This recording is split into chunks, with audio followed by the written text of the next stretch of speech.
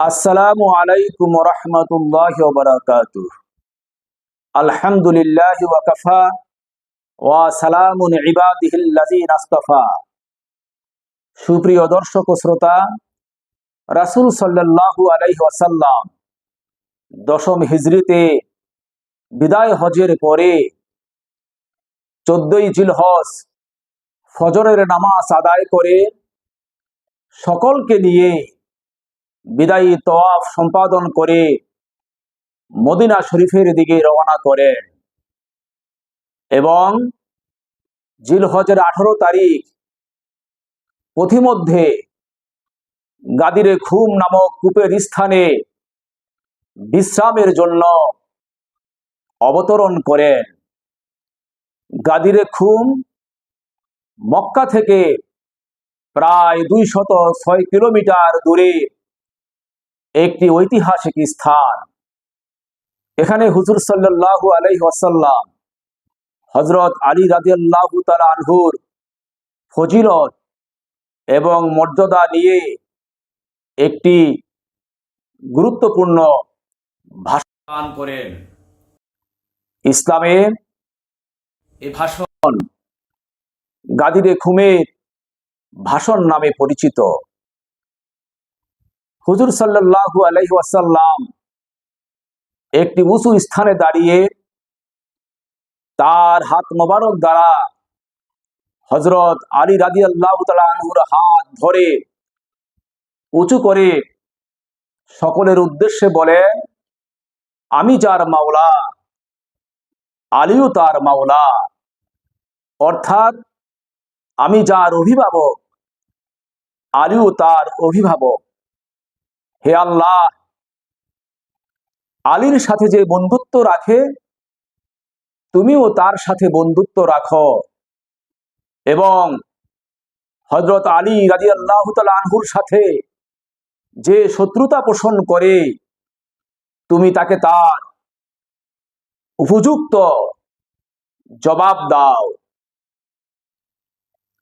এই ভাষণ এবং ঘটনার মধ্য দিয়ে সহজেই বোঝা যায় যে হাকিকতে হযরত আলী রাদিয়াল্লাহু তাআলা আনহু কতটা গুরুত্বপূর্ণ, এবং পরবর্তীতে হযরত আলী রাদিয়াল্লাহু তাআলা আনহুর মাধ্যমেই বেলায়েতের সূচনা হয়েছিল, বেলায়েতের কাজ, বেলায়েতের ধারা শুরু হয়েছিল। কিন্তু শিয়া বন্ধুরা এই গাদিরে খুমের ভাষণ এবং ঘটনাকে কেন্দ্র করে তারা হযরত আলী রাদিয়াল্লাহু তাআলা আনহুকে ইসলামের প্রথম এবং প্রধান এবং একমাত্র খলিফা মনে করেন। আর অন্যদিকে হযরত আবু বকর সিদ্দিক, হযরত ওমর, হযরত ওসমান রাদিয়াল্লাহু তাআলা আনহুমকে খলিফা হিসেবে তারা মনেই করেন না।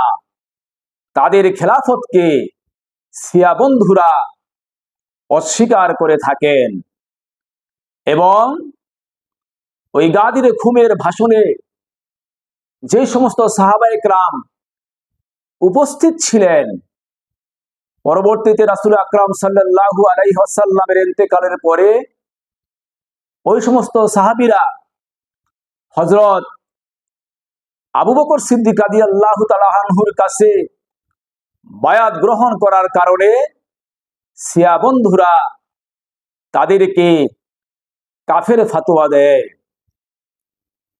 এ হলো তাদের একান্তই গুমরাহি, যা কখনো ঠিক নয়। আর আর তারা জিলহজের 18 তারিখে 18 জিলহজ ঈদে গাদির পালন করে থাকেন। এই দিন তারা ঈদ উদযাপন করে থাকেন। আর এই ঈদে গাদিরকে তারা কুরবানির ঈদ থেকে বেশি গুরুত্ব দিয়ে থাকেন, যা আমাদের আহলে সুন্নাতুল জামাত কখনো সমর্থন করেন না। তাদের এই ভ্রান্ত নীতিকে কখনো আহলে সুন্নাতুল জামাত আমরা সমর্থন করি না, সমর্থন করতে পারি না। আল্লাহ পাক আমাদের সবাইকে সঠিক সমাজ দান করে দিন। আমিন। আসসালামু আলাইকুম ওয়া রাহমাতুল্লাহি ওয়া বারাকাতুহু।